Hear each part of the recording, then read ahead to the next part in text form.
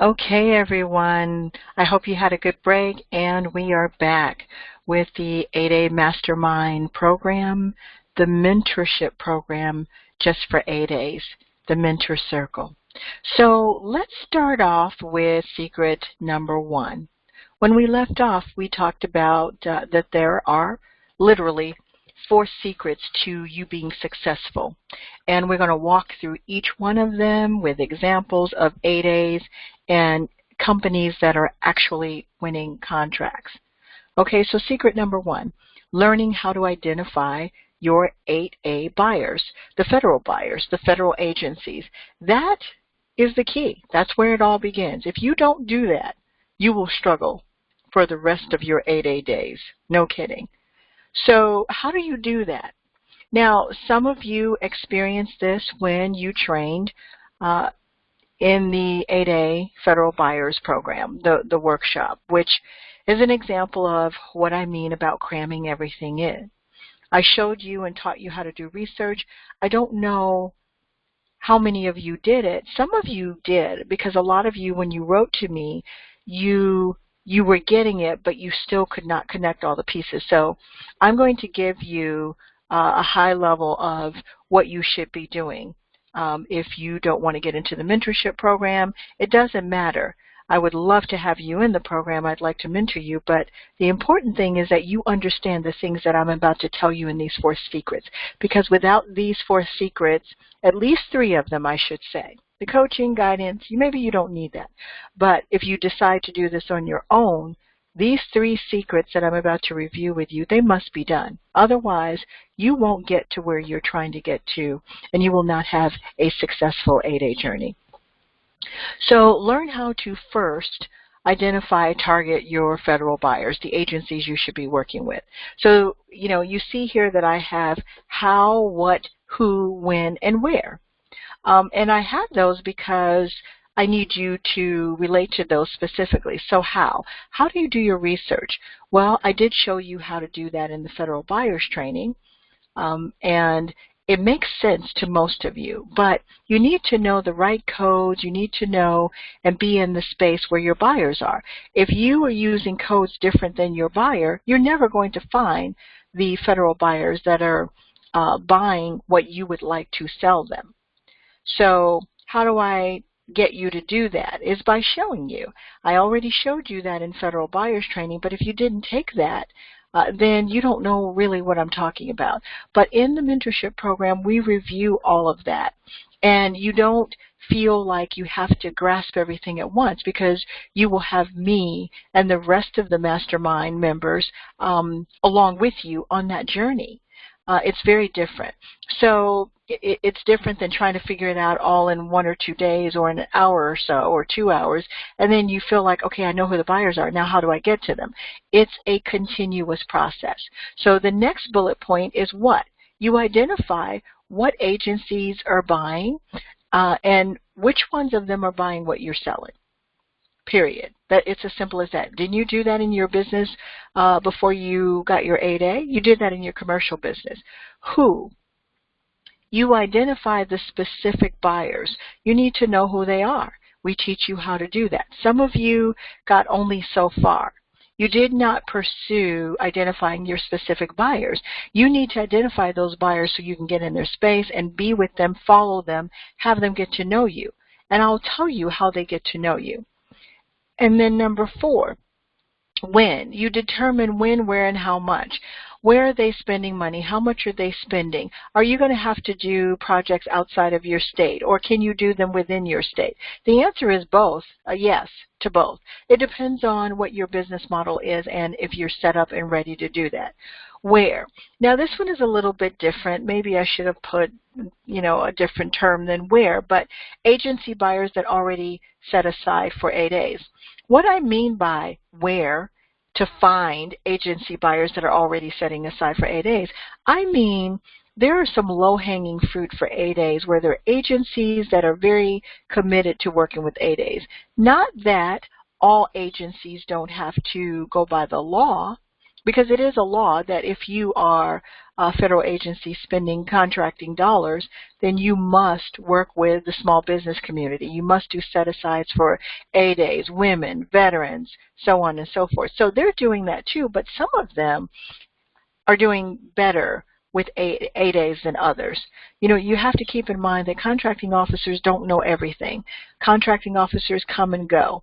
And so it means every time you get a new contracting officer into the arena, they have to figure out, how do I work with all these certification programs?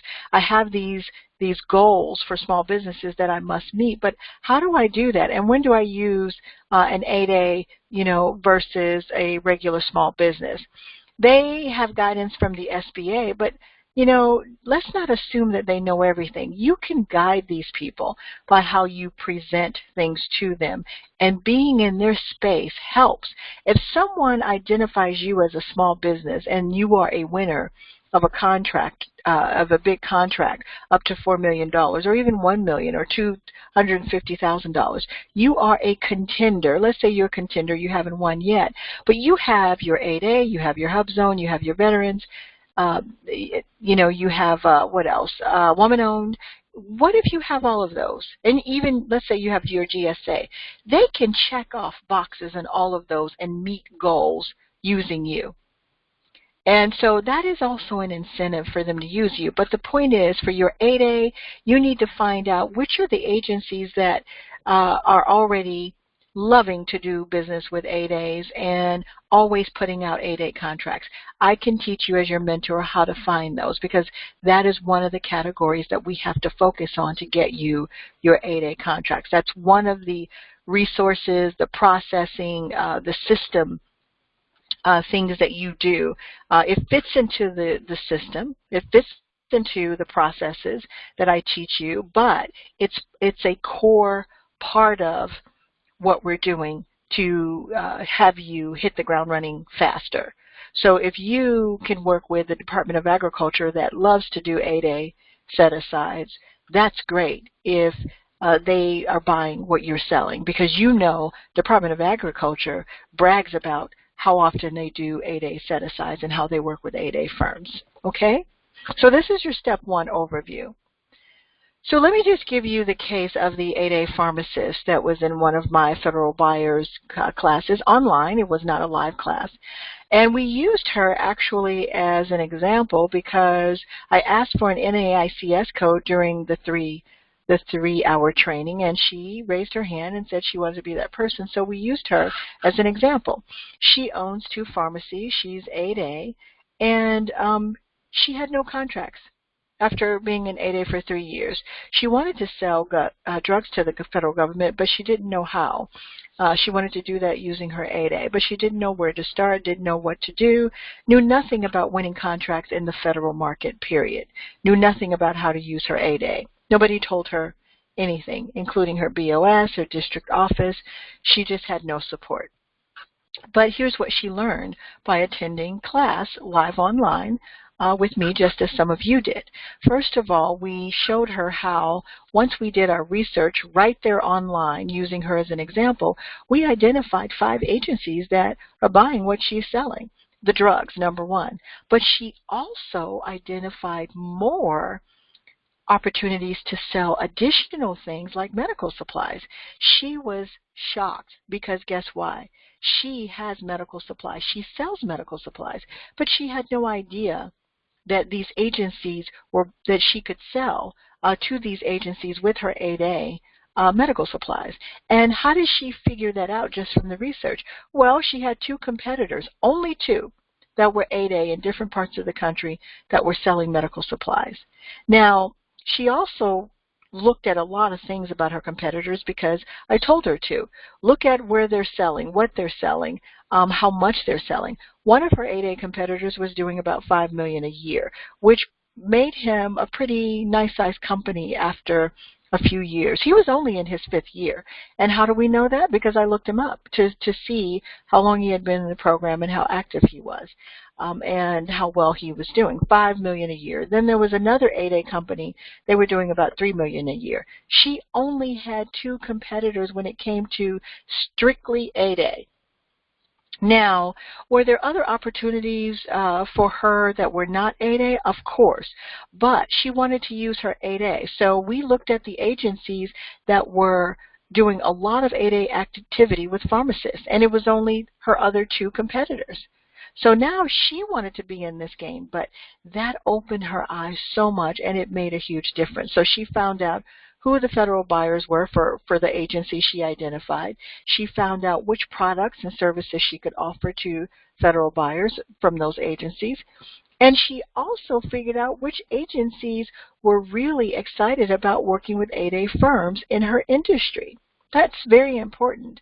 That's that low-hanging fruit I was just talking about. She also learned how much each agency is spending per product that she sells.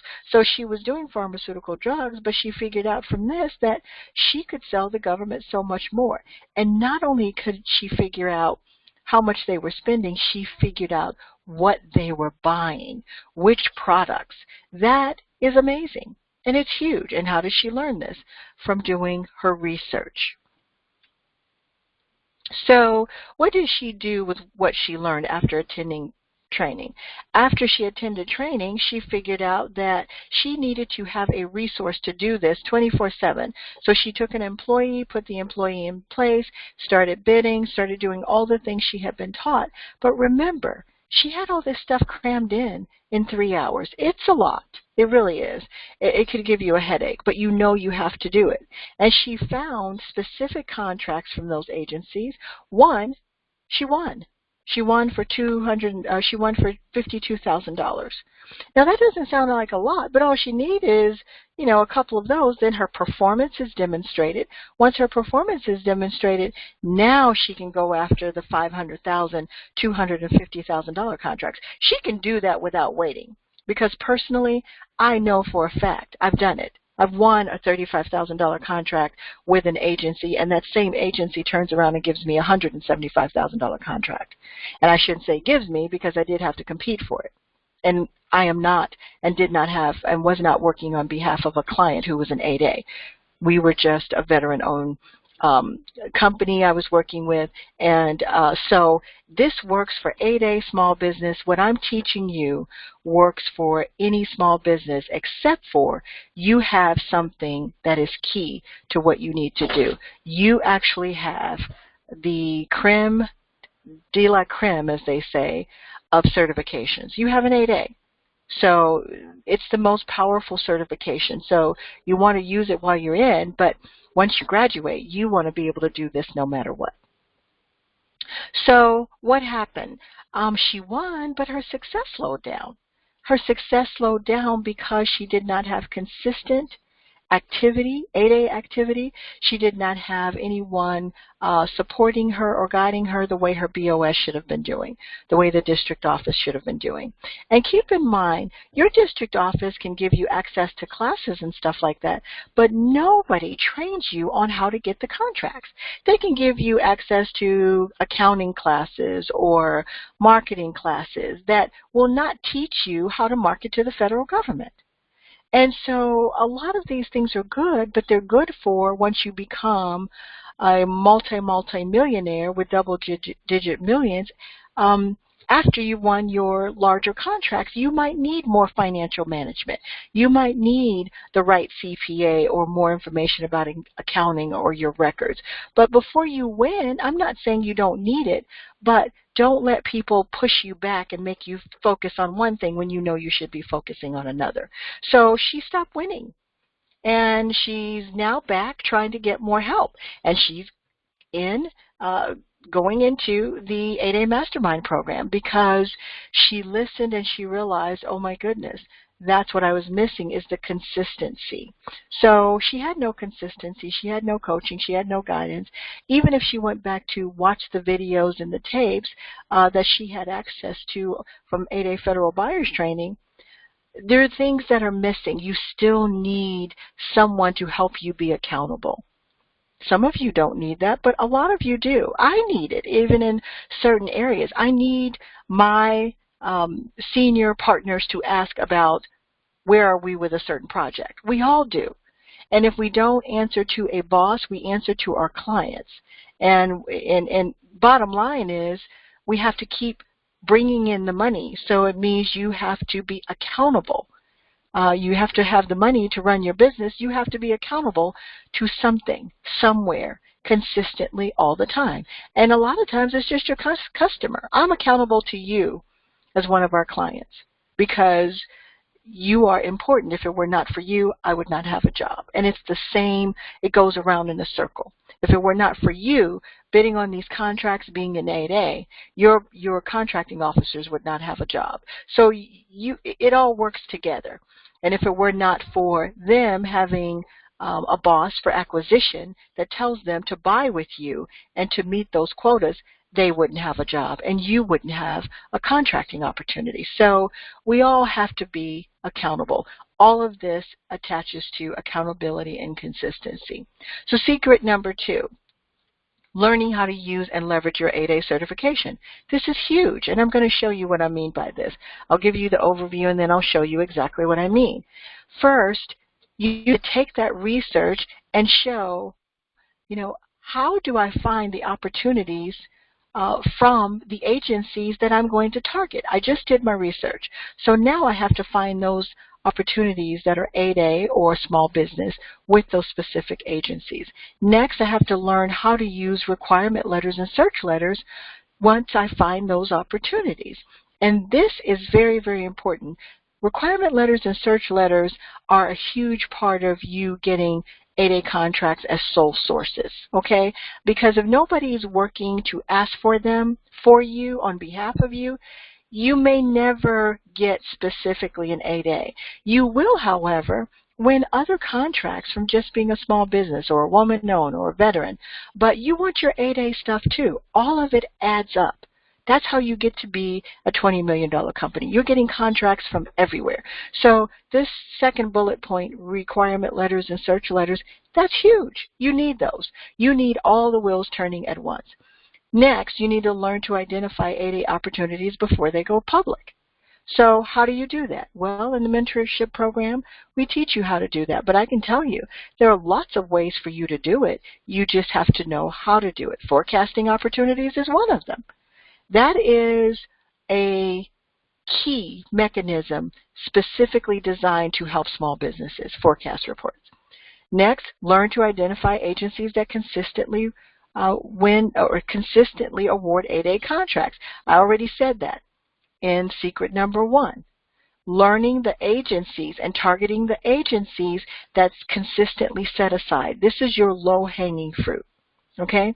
And by the way, we give you, you don't have to even go look for it. We give you the forecast reports and all of these things to help you find which agencies are setting aside for 8A before they go public. We give you the opportunities that you should focus on before they go public. That within itself is worth a couple $100s a month, okay? So it's very, very valuable. Next, but not last, we need to have you learn how to turn regular contracts into 8A contracts. I know. What do I mean by that? Well, there are a lot of opportunities out there that are full and open that can be turned into 8A opportunities. I know. Nobody ever told you that. But that can be done. I see it done all the time. So let's start with some of the first things we talked about. These are sources sought just for 8As. So remember I said we give you the information? If you're in the MasterMind program, we will give you this information on a regular basis. So when all you have to do is click on the link, once you get notification from us as a MasterMind member, all you have to do is click on the link and decide if you want to respond or if you want to ask your BOS to send this requirement letter. That's all you have to do. That's a huge part of the work. We've already done it for you. I have an account manager that is assigned to the MasterMind program, and what she does is make sure that you guys are seeing these opportunities. Because what we found is when you're not doing it on your own, when you don't go searching on your own, you're not getting the requirement letters done. You're not even asking your BOS. You're not doing the other important part. So when you see 8A sources sought competitive, you should definitely ask your BOS to send a requirement letter. You've already done the work for them. We've already done the work for you. Next would be these sources sought. You see how these are not set-asides? Most of these? All these ones that are not set-asides already, they are full and open competition. Now, if they say total small business, you can't ask for those as a set-aside.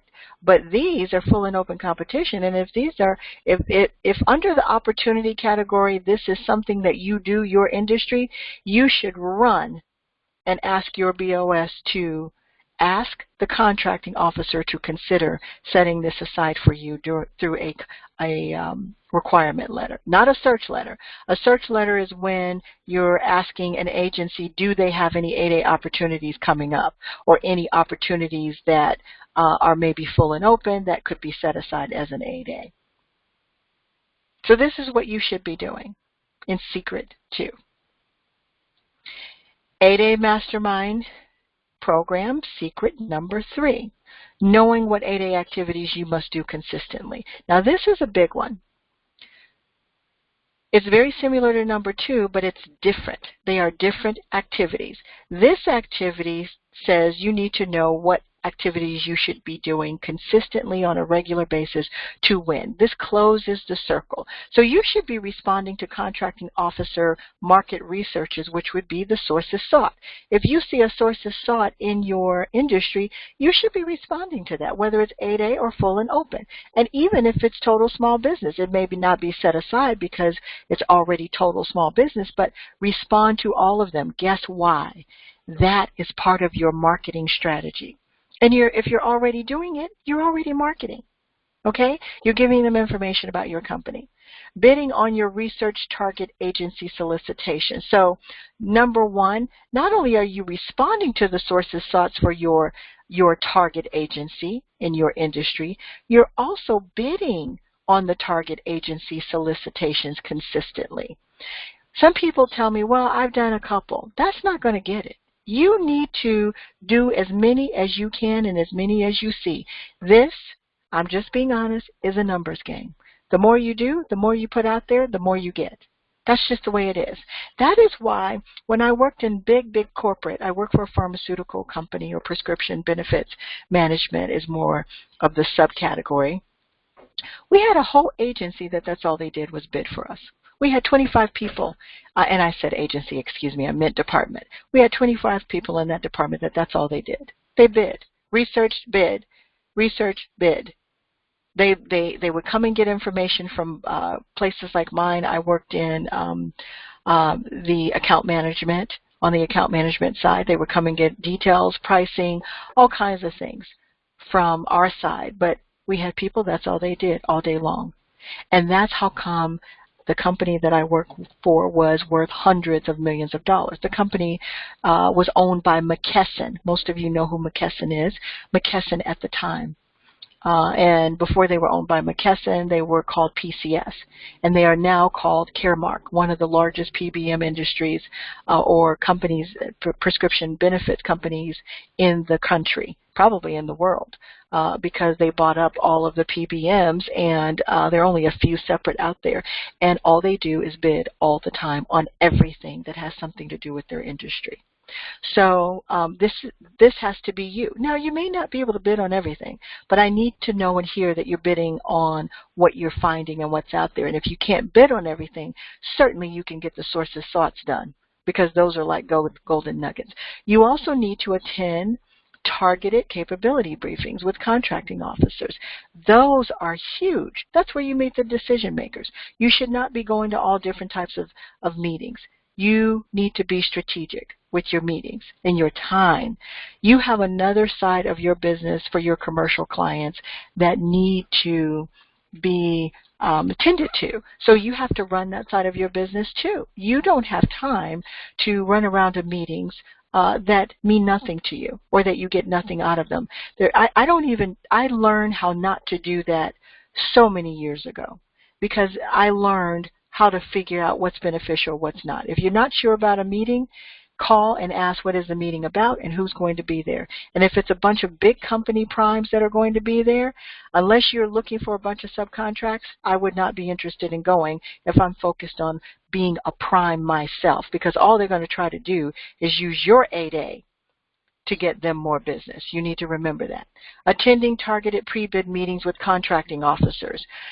Again, huge, huge advantage. If you see an opportunity that you're going to bid on, run to that pre-bid meeting because you're going to meet all the decision makers.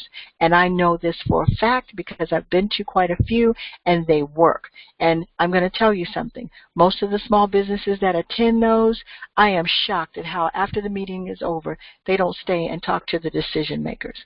The people that are making the decision about the contracts. They remember you when you walk up and shake their hands and talk to them and ask them more questions because they stay after the meeting. And so they're only going to remember the people that stayed after the meeting. The rest of them that walked out, they will look at their proposals, but I never understood that. I've gotten my clients contracts that way, and you will get more. Do you always need to meet with the contracting officer? No, but when you have a chance, especially if it's a multi-million-dollar contract, if there's a way for you to get in and have a capabilities briefing or a way for you to get in and have a pre-bid meeting, then you need to do it because they're going to remember you. And sometimes they will try to help you win. I've had contracting officers try to help me win. They don't know me from Adam. I love it. But they only try to help me to win because they want me to win. I've given them, first of all, let's back up. I've given them what they need. They like my pricing. They like the positioning. They like what we can do. And so it's missing one little thing. So they might have you be a contender. They're looking at you and someone else. One answer when they give you another interview or ask you a few more questions is going to make the difference. But sometimes they will tell you how to fix something. Now, people think that contracting officers always have their favorites. Maybe sometimes they do, but you have laws at the federal level. That's why I like federal, that protect you. They can't just do what they want. They have to have a reason, and it has to make sense. So even if my pricing is cheaper, I've had this happen to me before. I've lost a contract. I was bidding on a few paint contracts. I did 4 bids. I lost 3. And I asked why. And finally, one of them said, Michelle, your labels for the paint are not right. They're not OSHA standard. And I tried it again. That was the second bid. Still lost. And she told me again, they're still not right, and you can't bid on this again. You have to wait for the next opportunity. So I decided I was fed up. And even though I was doing this for a client, I wanted to win. Because I'm helping and supporting this client. I wanted to win. So you know what I did? I went to OSHA and had OSHA to look at our paint labels for the manufacturer. Even the manufacturer didn't know how to do them right. So I went because I am committed to winning. And guess what? 1 or 2 things the OSHA representative told me about changed our opportunity, and we won. That's where we won. We lost, one for $64,000, but the few that we lost was all made up within the one that we won. So that's how I got the $164,000 paint contract that now turned into $175,000 because they need a little bit more. But that's how it happens. You have to stay focused, and you have to keep trying and be consistent. And I'm telling you, I was winning for this client within 6 months. And I even told the client, I hope you have all your stuff together, because if I keep bidding for you, you said you wanted to be in the millions net by next year, you will be in the millions. Because I was committed to winning. He was too, but he didn't know how to do my part. So I used our situation with him to demonstrate to people it can be done. And it can be done exactly like I'm telling you. So the last thing is get a debrief. Don't just think that you lost for different reasons. You need to ask. And contracting officers are always contacting me, not because they like me or know me. They don't know me from Adam, but it's because I know how to request information. I don't waste a lot of their time. I ask and I answer in 1 and 2 sentences when I can. I always make sure that my titles of my subjects for communications are very direct and about a specific opportunity. Do they always answer timely? No. Sometimes I get more from them when they're trying to buy something from me than I do after I had the award. which is not a bad thing, but sometimes you need answers after you've won. So, but remember, that's what they do all day, is they buy. I want to tell you a couple of other things. Capability briefings and pre-bid meetings. We have a whole free channel of education by me. It's my project, FedBiz Exchange. And when you go to the free education, what you will see is a channel full of information about all of these different subjects when it comes to federal contracting. Capability briefings, you should listen to it. It's only 10 minutes, but it will help you to understand exactly what a capability briefing is, how you get them, and when you should consider trying to pursue them. Pre-bid meetings, what a pre-bid meeting and an industry day is. It talks about all of that. Contracting officers, how to work with them, how to communicate with them. All of those things are important. I used all of that knowledge and applied it, and that's how I win. So, we're back to sources sought again. You know why? Because in the first, previously, in the second secret, I told you with sources sought, you should use those for requirement letters to get your BOS to send a requirement letter for you.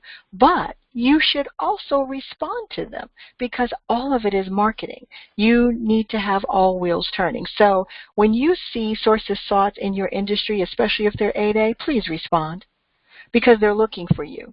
And it doesn't even matter if it says 8A or not. If it says 8A, yes, that's perfect. But if it says full and open, go ahead and respond to it anyway because they may set it aside as a small business if they see you responding. But it's in your industry. They don't mind taking business away from the large companies and giving it to the small companies, but they cannot take business from the small companies and give it to the large companies unless you guys do not respond. So make sure that you understand that your participation in getting these sources sought and these contracts set aside just for small businesses, that's your responsibility because what it does is it takes it out of one arena and puts it into another. Okay? The same thing happens with solicitations for 8A or non-8A.